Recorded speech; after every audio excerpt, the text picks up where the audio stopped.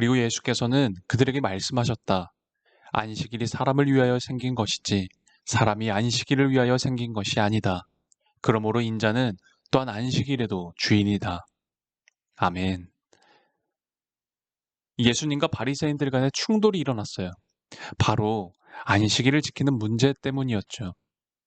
예수님과 바리새인 간에 일어난 충돌은 안식일을 지켜야 하느냐 마느냐의 문제가 아니라 그 안식일을 어떻게 지켜야 하느냐의 문제였습니다. 지금까지 안식일에는 그 어떤 일도 해서는 안 된다는 게 당시의 당연한 통념이었죠. 그래서 바리새인들에게 안식일은 애당초 부정적인 용어로 사용되어 가고 있었습니다. 바리새인들에게는 제자들이 안식일에 이삭을 잘라 먹은 이 사소한 행위까지도 일종의 일이었죠. 금지 명령을 무시한 것으로 본 겁니다. 안식일을 거룩히 지키라는 이 10계명의 4계명을 그들은 율법이라는 이름으로 하지 못할 일로 해석해 온 것입니다. 안식일엔 무엇을 하지 말라라고요.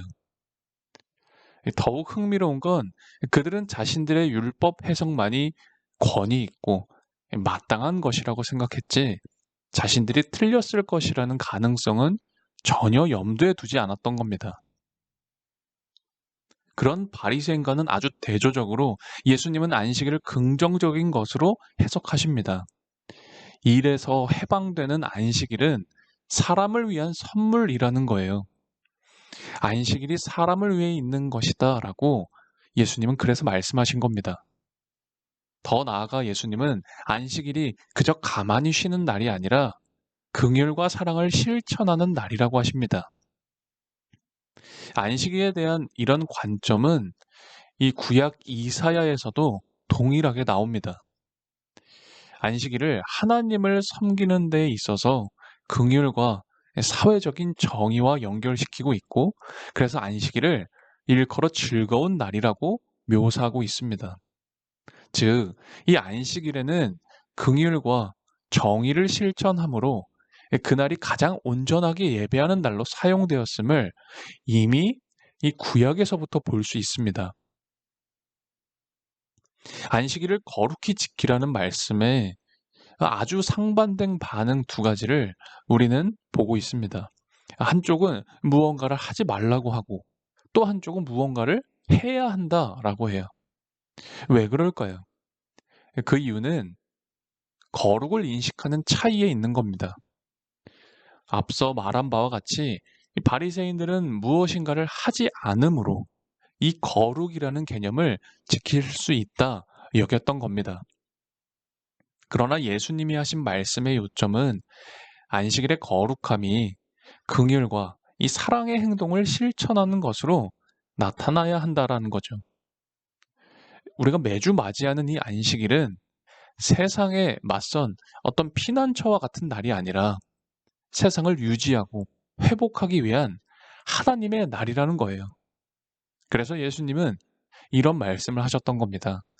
안식일이 사람을 위하여 생긴 것이지 사람이 안식일을 위하여 생긴 것이 아니다. 이와 똑같은 요점이 이 예수님께서 안식일에 회당에서 어떤 한 사람을 고치셨을 때도 나타납니다. 그때도 예수님은요, 바리새인들에게 이렇게 질문해요.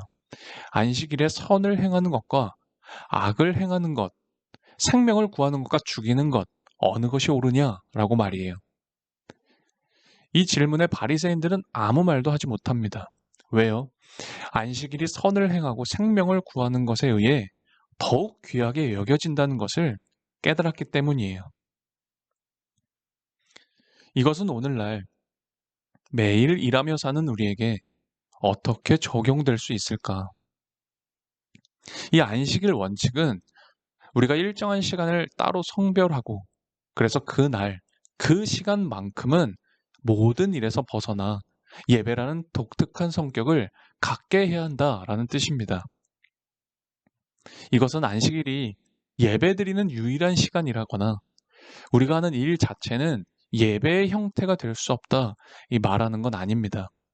오히려 안식일의 본질은 일주일 내내 일할 경우와는 확실히 다른 방식을 가지고 우리가 하나님께 집중하는 시간을 주고 아주 독특한 방식으로 하나님의 복을 누리게 해준다라는 거죠.